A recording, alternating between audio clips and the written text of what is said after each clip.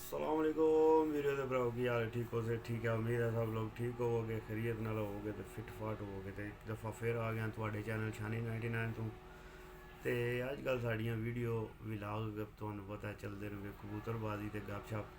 तो इस video which जितनियां मैं वीडियो बनाना पाया सारियां विच ए दिन जितने भी चलते पे साढ़े कबूतरबाजी दे सर्दी ही बंदियां दे कबूतर बड़े ज़ाया होंदे पे बड़ा जनाब मन जड़ा ना मामला गड़बड़ हर जगह ते ही होया, क्योंकि तुहानू पता जिस तरह के बीमारी जड़ी है ना उन्होंने कबूतरों बड़ा ख़राब किया। कबूतर बंदे बहुत जड़े ना वो परेशान होए ने कबूतरबाज जड़े ने।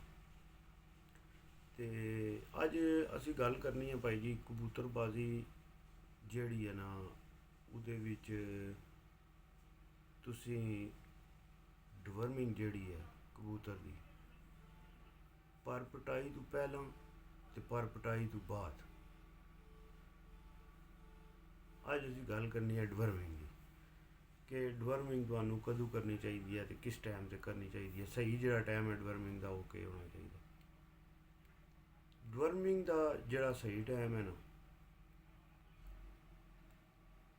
वो मेरे हिसाब के नाल मेरे मुताबिक जोड़ा है वो टाइम जोड़ा है जदों तुसी पर पटाई देन लगदे हो ना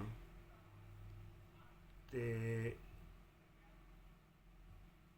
ज़्यादातर बंदे जोड़े ने वो पर पटाई तो पहला डिवर्मिंग नहीं करते। पर पटाई दे के 2-4 दिन 5 दिन हफ्ता 2 हफ्ते 3 हफ्ते बाद मैं कई बंदे तक्के ने वो डिवर्मिंग करते हैं। जिस तरह यूट्यूब पर भी तुम तकते हो पे नॉर्मल वीडियो जड़ियाँ लगदियाँ ने पियाँ जेडे बंदे डिवर्मिंग करते हैं पे कबूतरों की वो किस तरीके नाल करते हैं पे, मगर जोड़ा सही तरीका एग्जैक्ट तरीका है वो तो मैं यारां दोस्तां वीरां भरावां नूं दसदा। क्योंकि जदों भी तुम कबूतरों की डिवर्मिंग करते हो तो पता कबूतर अंदरों कच्चा हो जाता सारा। तो डिवर्मिंग करने तो बाद तकरीबन उन्होंने 3 दिन जोड़े ने वो नरम भोरे देने लाजमी ने। तो जिस टाइम 3 दिन उन्होंने भोरे देंगे हो फिर वो बाद उन्होंने बाजरा बाजरा शुरू कर लेंगे हो। फिर वो बाद नॉर्मल 2-3 दिनों बाद मोटा तकरीबन जोड़ा ना हफ्ते बाद तुम जोड़ा ना उस कबूतर का जिंदी डिवर्मिंग की हो मोटा दाना फिर दोबारा वापस शुरू कर सकते हो। नहीं तो क्या होगा कच्चे कबूतर जिस टाइम तुम मोटा दाना पाओगे तो फिर वो थोड़े कबूतरों के जिसम उन्होंने अंदरों कच्चा होगा, हर चीज़ उन्होंने कच्ची हुई होगी, आंदरां उहदियां हर चीज़ उहदी कबूतर की बेचारे की पोट के जितना भी उहदे अंदर सिस्टम है ना वो सारा कच्चा होया होगा। तो उहदे नाल केह् होएगा जिस टाइम तुम मोटा दाना पाओगे तो कबूतरों का वो दाना फिर दोबारा हजम नहीं होगा। तो परपटाई तुसी जिस टाइम देनी है मैं तो ये आखना कि परपटाई तू 2 हफ्ते पहला तुसी कबूतरों दो डिवर्मिंग उहदे तो बाद भोरे शोरे पाओ तो पूरा हफ्ता जोड़ा ना वो अगे लभ जेगा। हफ्ता के बल्कि 2 हफ्ते लभ जान तो क्यों 2 हफ्ते का टाइम होगा तो को कबूतर तुम भोरे भी उन्होंने पा सकते हो। फिर उन्होंने नॉर्मल अपनी रूटीन से लिया के ते फिर वो जड़े ने ना कबूतर वैसे ही तो कबूतर सारे मोटा दाना खाते आते होंगे पे पिछे पूरा सीजन। तो वो तुम परपटाई तो पहला जिस टाइम डिवर्मिंग कर लोगे ना फिर वो बाद तो फायदा क्या होगा। उसका फायदा ये होगा कि कबूतर जिस टाइम थोड़े पर पटाई होने दे जे कोई भी जड़ी भी चीज़ वो खान देना वो कबूतरों जाके सही लगेगी। तो जे अगर कबूतरों की डिवर्मिंग ना हुई हो तो फिर ऐटोमैटिक कबूतरों के अंदर जड़े ने वो गंद होंदा है या मलाप होंदा है जड़ी भी चीज़ होंदी है वो फिर कबूतरों वो खुराक उन्होंने तो उस तरह लगती नहीं। फिर वो असर पैंदा उहदे ते कि कबूतर जड़े ने वो उस तरह पर नहीं कटते, उन्होंने पर खराब आते हैं क्यों कबूतरों के अंदर मिलाप होंगे ने सारी खुराक खा जाते हैं। तो कबूतर के जिसम में सही नहीं लगती फिर कबूतर जोड़े ने कमज़ोर भी होंगे तो बीमार भी होंगे। तो उहदे तो बाद जोड़ा ना जेड़े बंदे पर पटाई करके 2-4-5 दिन हफ्ते बाद कबूतरों डिवर्मिंग देंगे ने वो बंदे मेरे हिसाब नाल गलत करते हैं, नहीं ठीक करते। क्यों भाई जी उस टाइम कबूतरों का कच्चा गुला निकले आता है निक्के निक्के जोड़े न हफ्ते बाद ਵਿੱਚੋਂ ਨਿੱਕੇ ਨਿੱਕੇ ਤੁਸੀਂ ਤੱਕਦੇ ਹੋ ਉਹਨਾਂ ਦੇ ਪਰ ਨਿਕਲਦੇ ਹੁੰਦੇ ਨੇ। ਤੇ ਜੇ ਅਗਰ ਤੁਸੀਂ ਉਸ ਟਾਈਮ ਡਿਵਰਮਿੰਗ ਦਿਓ ਤੇ ਕਬੂਤਰ ਕੱਚਾ ਹੋ ਜਾਏਗਾ। ਫਿਰ ਉਹਦੇ ਤੋਂ ਬਾਅਦ ਜੇ ਅਗਰ ਤੁਸੀਂ ਕਬੂਤਰ ਨੂੰ 3 ਦਿਹਾੜੇ ਸਿਰਫ ਪੌੜੇ ਪਾਣੇ ਨੇ ਤੇ ਸਵੇਰ ਸ਼ਾਮ ਤੇ ਬੰਦਾ ਪਾ ਨਹੀਂ ਸਕਦਾ। ਇੱਕ ਟਾਈਮ ਤੁਹਾਨੂੰ ਪਤਾ ਕਬੂਤਰਬਾਜ਼ਾਂ ਦੀ ਤਰਤੀਬ ਹੁੰਦੀ ਹੈ, ਸਵੇਰ ਦੇ ਟਾਈਮ ਪੌੜੇ ਪਾਉਂਦੇ ਨੇ ਤੇ ਪਿਛਲੇ ਟਾਈਮ ਦਿਹਾੜੀ ਮੋਟਾ ਦਾਣਾ ਪਾਉਂਦੇ ਨੇ। ਤੇ ਇਸ ਗੱਲੇ ਮੈਂ ਜਿਹੜਾ ਨਾ ਇਸ ਚੀਜ਼ ਦੇ ਨਾਲ ਨਹੀਂ ਕਿ ਜਿਹੜਾ ਕਬੂਤਰ ਤੁਹਾਡਾ ਪਰ ਪਟਾਈ ਹੋ ਚੁੱਕਿਆ ਉਹਨੂੰ ਜਿਹੜਾ ਹੈ ਸਮਝ ਲਓ ਕਿ ਹਫਤਾ ਹੋ ਗਿਆ ਉਹਨੂੰ ਪਰ ਪਟਾਈ ਦਿੱਤੀਆਂ ਤੇ ਤੁਸੀਂ ਹਫਤੇ ਤੋਂ ਬਾਅਦ ਡਿਵਰਮਿੰਗ ਕਰਦੇ ਹੋ ਪਏ ਨਹੀਂ ਠੀਕ। ਫਿਰ ਦੂਸਰਾ ਕੰਮ, ਜਦੋਂ ਕਬੂਤਰ ਸਰ ਪਾਰ ਹੋ ਜਾਣੇ ਜਾਲ ਤੋਂ ਬਾਹਰ ਕੱਢਣ ਤੋਂ ਪਹਿਲਾਂ ਜਿਹੜਾ ਹੈ ਉਹ ਤੁਸੀਂ ਫਿਰ ਇੱਕ ਵਾਰੀ ਕਬੂਤਰਾਂ ਨੂੰ ਡਿਵਰਮਿੰਗ ਦੇਣੀ ਹੈ।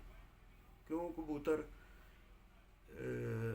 ਉਹ ਇਸ ਗੱਲੇ ਦੇਣੀ ਹੈ ਕਿ ਕਬੂਤਰ ਜਿਹੜਾ ਪੂਰਾ ਜਿਹੜਾ ਨਾ 45-50 ਦਿਨ ਦਾ ਟਾਈਮ ਹੁੰਦਾ ਕਬੂਤਰ ਸਰ ਪਾਰ ਹੋਣ ਤੱਕ। ਤੇ ਉਹ 50 ਦਿਨਾਂ ਦੇ ਵਿੱਚ ਨਾ ਕਬੂਤਰ ਜ਼ਹਿਰੀ ਗੱਲ ਹੈ ਖੁੱਡੇ ਵੀ ਥੱਲੇ ਮੂੰਹ ਮਾਰਦੇ ਨੇ ਕਬੂਤਰ, ਦਾਣਾ ਤੇ ਜ਼ਹਿਰੀ ਗੱਲ ਹੈ ਥੱਲੇ ਜ਼ਮੀਨ 'ਤੇ ਹੀ ਪੈਂਦਾ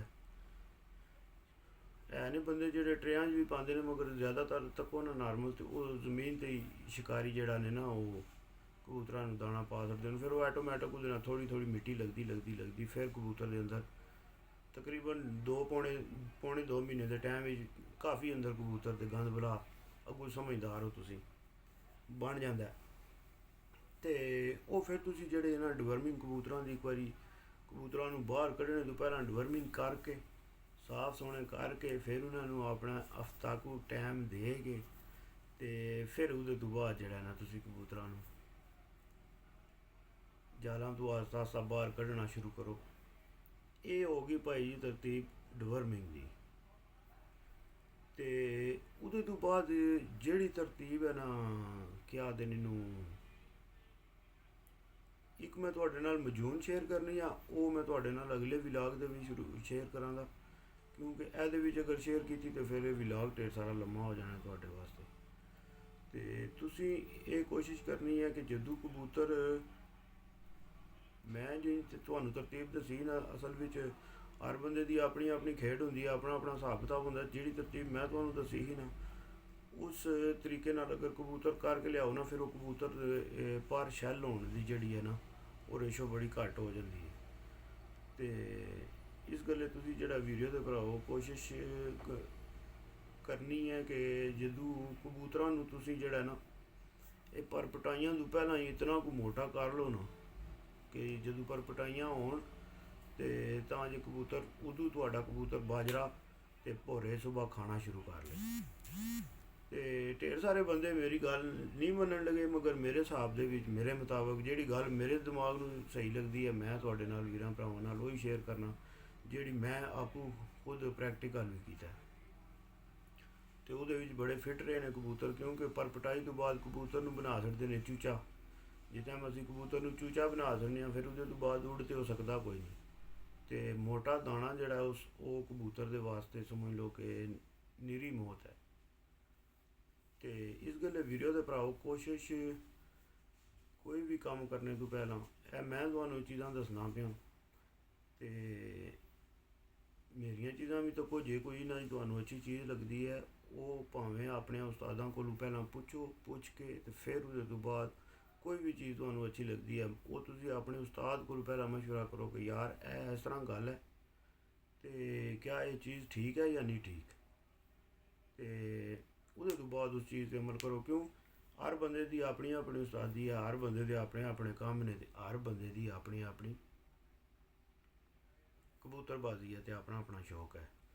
ਤੇ ਇਸ ਗੱਲੇ ਵੀਡੀਓ ਦੇ ਭਰਾਓ ਸ਼ੌਕ ਕਰੋ, ਖੁੱਲ੍ਹ ਕੇ ਕਰੋ, ਖੇਡੋ ਖੁੱਲ੍ਹ ਕੇ ਖੇਡੋ ਤੇ ਜਿੱਥੇ ਜਿੱਥੇ ਆਓ ਸਲਾਮਤ ਰਹੋ। ਫੀ ਅਮਾਨ ਅੱਲਾਹ। ਪਾਕਿਸਤਾਨ ਜ਼ਿੰਦਾਬਾਦ, ਪਾਕਿਸਤਾਨ ਪਾਇੰਦਾਬਾਦ। ਵੀਡੀਓ ਅੱਛੀ ਲੱਗੀ ਤੇ ਚੈਨਲ ਨੂੰ ਸਬਸਕ੍ਰਾਈਬ ਕਰ ਲੈਣਾ, ਲਾਈਕ ਸ਼ੇਅਰ ਤੇ ਬੈਲ ਆਈਕਨ ਦਾ ਬਟਨ ਦਬਾ ਲੈਣਾ। ਫੀ ਅਮਾਨ ਅੱਲਾਹ। ਯਾਰ ਸਲਾਮਤ ਤੇ ਸੋਬਤ ਬਾਕੀ।